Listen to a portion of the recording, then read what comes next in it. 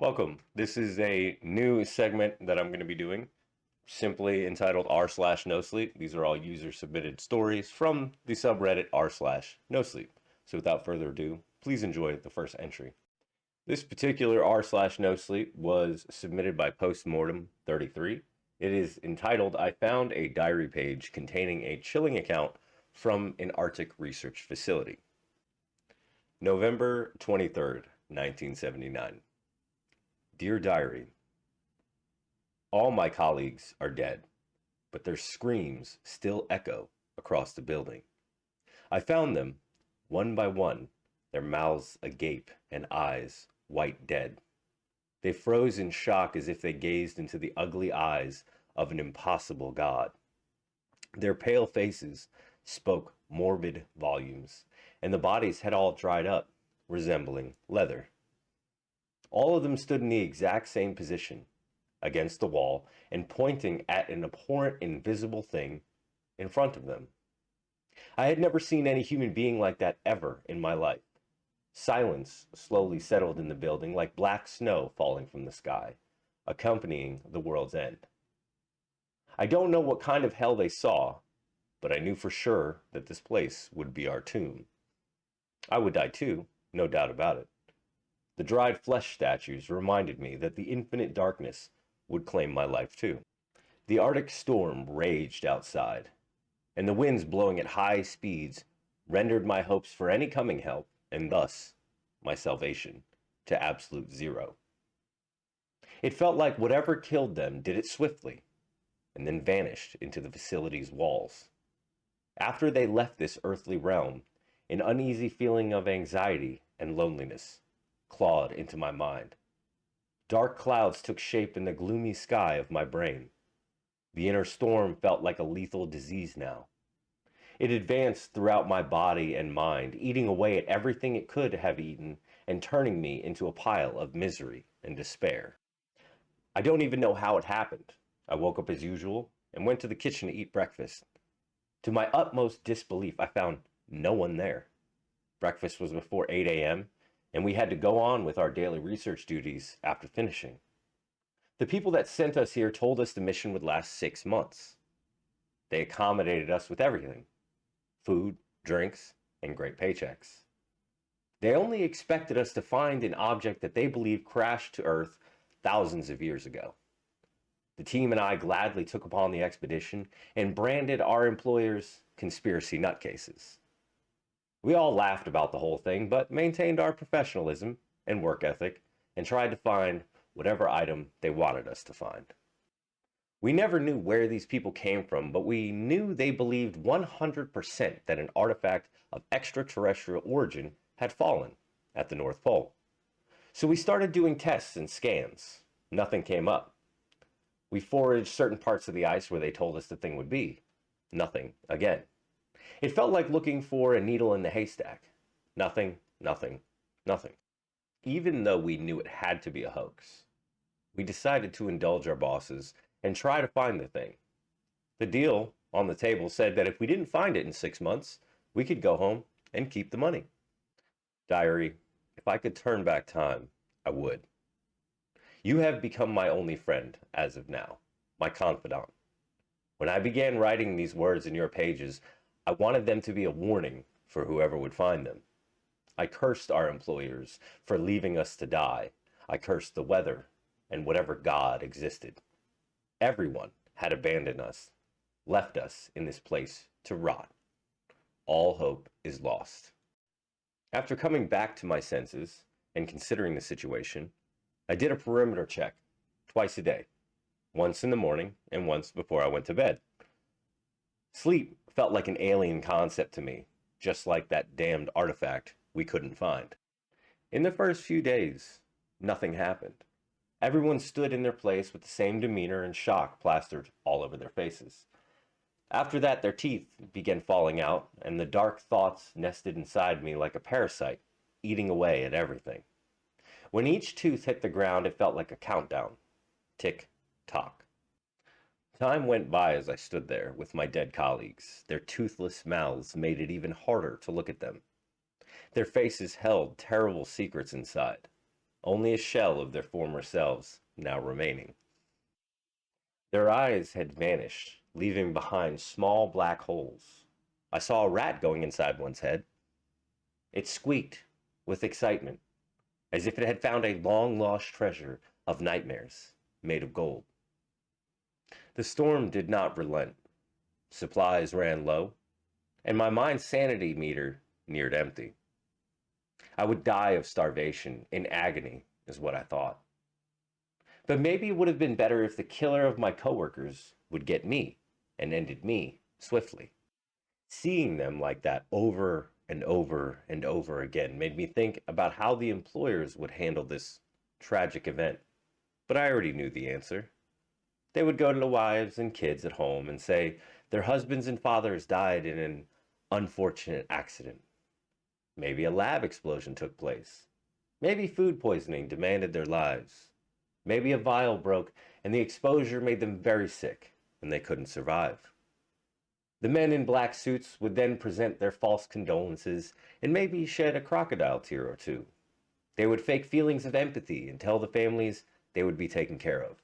A compensation package would ensure that the kids could go to college.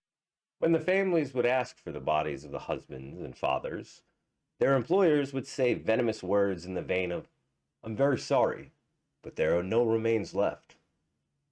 And then they would explain in minute detail how the bodies had vanished. Little would the families know that the bodies would probably be contained in a secret facility for secret studies to determine the cause of death. I felt relieved at the thought. No one would ever cry for me. At least there would be no lies to tell and no blood money to compensate the family. The constant checking of the perimeter took its toll on me. I couldn't move any of them. I saw my colleagues being dead longer than alive. Their faces became blurry, and I forgot how they looked before. After one of my usual walks in the aisles of the dead, I heard a can falling. The sound reverberated through the halls of this concrete necropolis. My heart froze. Diary, I came back to you running as fast as I could. The bodies aren't there anymore. Do you want to know where they have been moved? To the ceiling. Someone glued them, or something glued them all to the ceiling. They still have the same contorted, faceless faces, and they point to what must have been their demise. Yes, the screams. A cacophony of screams called my name. Yet I could hear each voice distinctly, while it pulled away at the strings of my sanity. They called for me to join them in death forever. My eyes became endless pools of despair, like fountains in which I would drown over and over again. Maybe I was dead already, and this was my hell. I heard squishing sounds, then a thud. The screams stopped all of a sudden. Silence took over this tomb, and I felt sure that these had to be my final minutes alive. Fear showered over me. Another growl shook the walls of the compound. I turned around and ran until I had no breath left. I hid behind a cabinet in one of the administrative offices. The blackness surrounded everything. The smell of dust and mold combined, trying to infiltrate my lungs. The beast, the disease that had killed my colleagues, bid its time, waiting for me to give up on life and hand myself over to it. I peeked around the corner, and my colleagues' dried flesh suits stood as one sentient body. I don't even know who was who. Arms flailed around and the heads were glued to the chest in a grotesque display of abdominal dead art. Some wanted to speak but couldn't. Others tried to move their eyes around, but the eyes were not there. It was as if the newly born monster was learning how to manifest itself in our world. The spiraling hands and legs kicked everything around. The glimmer of hope that I had left began to diminish. When I peeked again, there was nothing there. I must have lost my mind, but diary, I swear the thing was there. It still flashed before my eyes. The gruesome details, the former human men and women from my team, their contorted faces and everything else are etched in my brain like a permanent marker on a sheet of white paper. Diary, it's been a few days since I came to you. Or Months? Years? I don't know. I don't have any food left. The corpses aren't there anymore. I don't know where they are. I think they climbed in the vents and they sit there. Earlier, they screamed my name again. Should I go with them? Should I join them? Maybe they have food. Perhaps it's better where they are right now. Huh? What do you think, diary? Why aren't you ever speaking to me? You think I'm crazy, don't you? You think this is all in my mind. Maybe you're in league with the beast, huh? Are you telling it what I'm telling you? Sorry. I lost my marbles there for a second. Diary. I saw a trail of maggots earlier. They didn't look like they were from around here. From Earth, I mean. They followed each other methodically, as if they were on like a secret mission. Do you know what I did? I ate them all. I picked them up and ate them. They were so tasty and fat and juicy. They tasted like the best beef in the world, diary. But you know what? You know what? I think they came back to life in my stomach. I think they're returning the favor right now. I feel them eating me. My teeth fell out one by one, and I think I lost a lot of weight. And after that, I could see through my skin. I could see them moving around in my body as they ate and ate away at everything I had inside. Diary, I think this is it. I think the maggots won. The employers got their fucking prize. I hope they eat them too, so they can eat them too. I don't know if that makes sense. It doesn't really matter. Diary, this is it. Promise me you'll take care of yourself in this wall crack, and I genuinely hope that the person who finds this page takes heed and goes back to their everyday lives. Maybe they have a wife or husband and kids too. I feel lightheaded. I feel like I'm going to sleep, diary. I think I'm going to lie down for a bit. Good night. After reading this, I called my team's employers. I asked them if there had ever been another mission here. They denied it and didn't say anything else.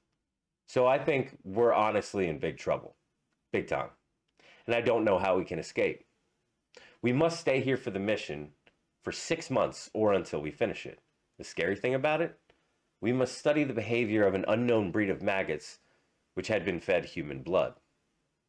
God help us all. Again, that was I found a diary page containing a chilling account from an Arctic research facility written by Postmortem 33, and it was submitted actually August 27th, 2022, so a couple hours prior to me reading it. Hope you enjoyed, and I will see you on the next r/NoSleep. My name's Sam. Later.